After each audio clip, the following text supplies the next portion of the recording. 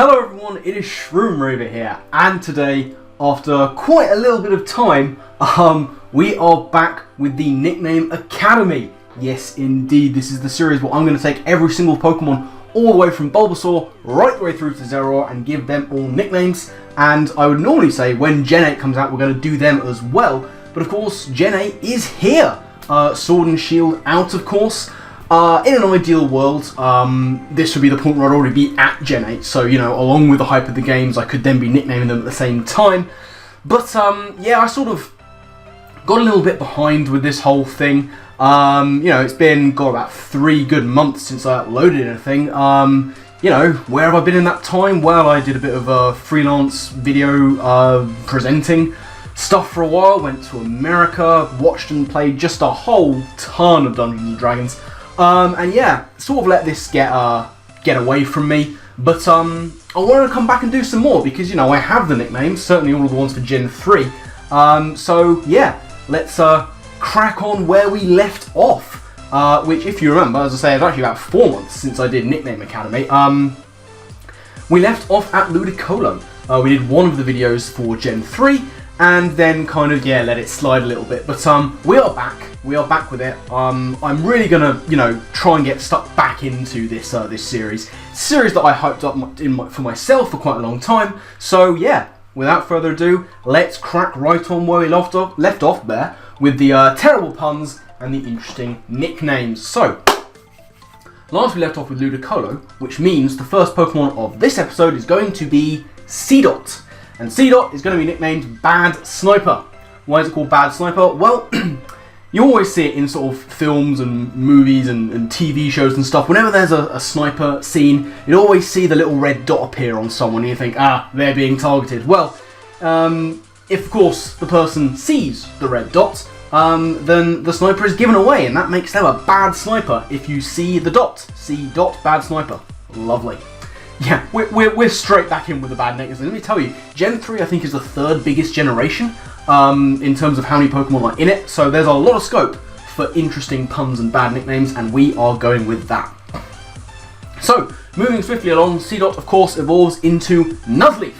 Nuzleaf is going to be called Lavender, and this is named directly after Lavender Town in Kanto, yes.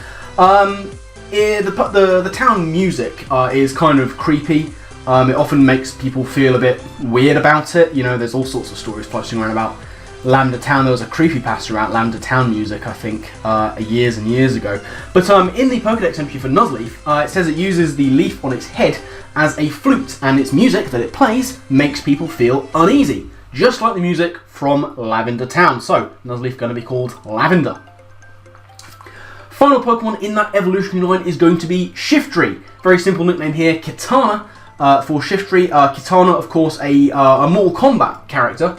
Not a big player of Mortal Kombat me, but I know of Kitana. She's the one who she dual wields these fans, these sharp-edged bladed fans as her weaponry.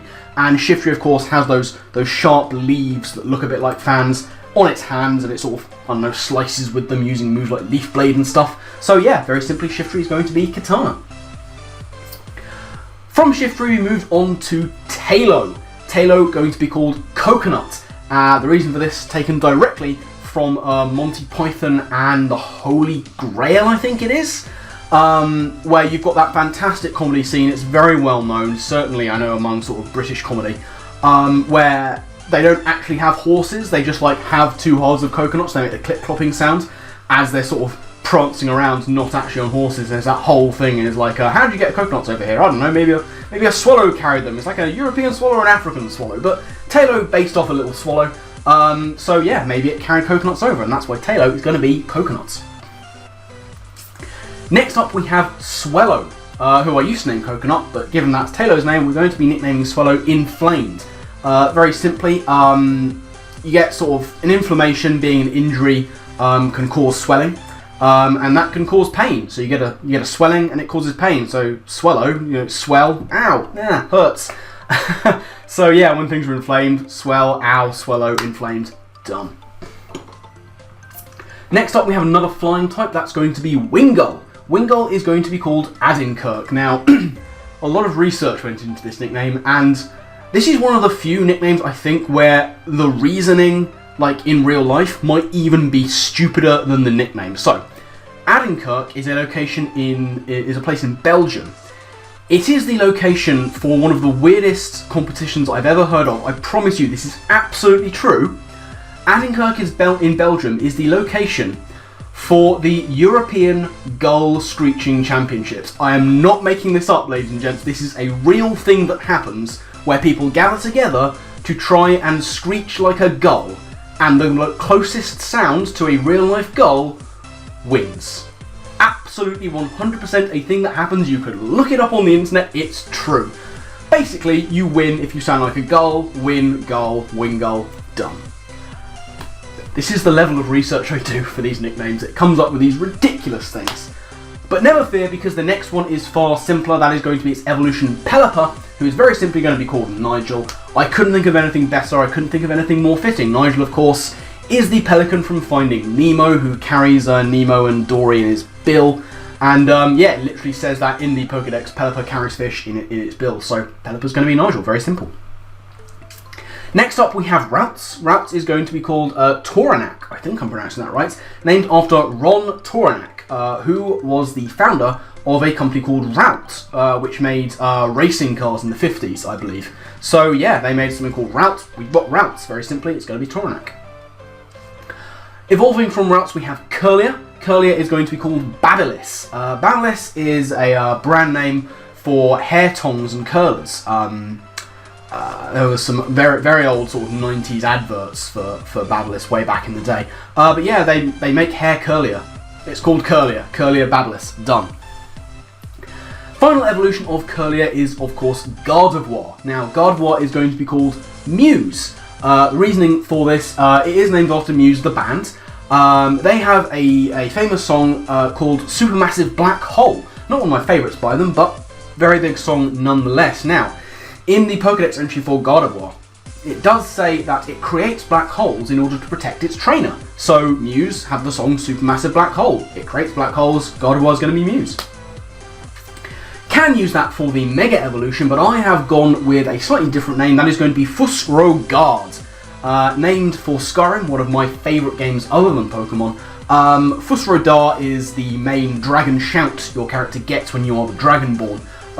You know, projecting using the voice for its main weapon, and, you know, Mega Gardevoir spams Hyper Voice. It's what it does. So Fusrogard comes from Fusrodar. Very simple. Next up we have Surskit, highly underappreciated Rainsweeper Surskit, and we're going to be calling it Palin, named after Sir Michael Palin, who is a knighted member of Monty Python's Flying Circus. It's very strange I got two Monty Python based names in the same video, very strange, but yeah, he's a knighted member of Monty Python. They are, of course, very famous for their comedy skit shows. So yeah, he's a Sir Skit. Sir Skit. He's knighted Sir. They do skits. Surskit. Palin. Done. Surskit evolves. I keep looking to my left because that's where my timer is, just to see how long I've been going. Surskit evolves into Masquerain. Masquerain is going to be called Persona. Named for Persona 5, an excellent game that came out, I think it was last year. I've never played it, but I've watched a lot of playthroughs of it, mostly from my man Chaos, who probably is going to hate this nickname more than he hates most of the rest of them. But yeah, Persona 5, the OST, the soundtrack, has, on Disc 3, it has a song called Beneath the Mask -Rain. So, Mask Rain. You say Masquerain, but M-A-S-Q-U is mask, it's pronounced that. So you got Mask Rain from the OST, the song Masquerain Persona. Next up we have a mushroom. Hurrah! We've got Shroomish. Shroomish is going to be named Music Shop.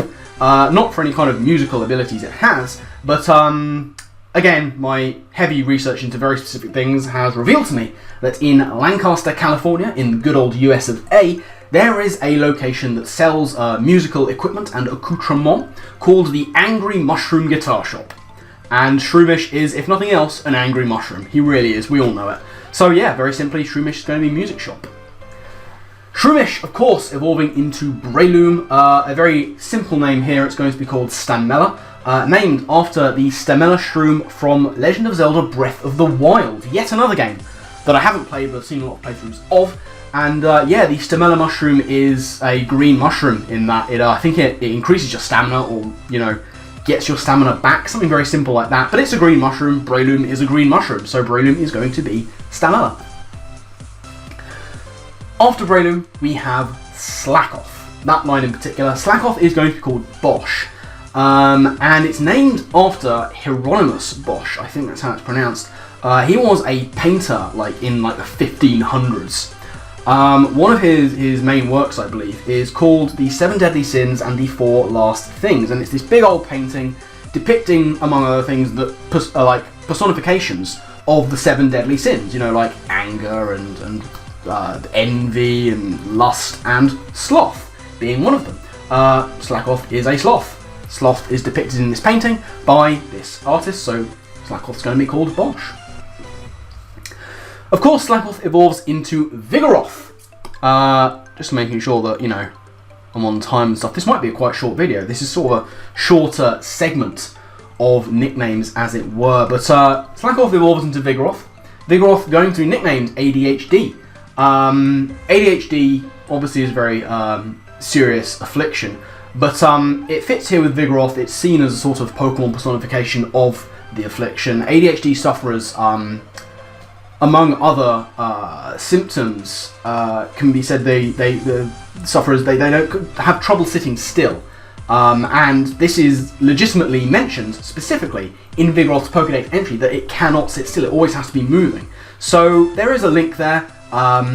Both Vigoroth and sufferers of ADHD, unfortunately as it is, have issues with sitting still. So the name comes from there. Very simply done.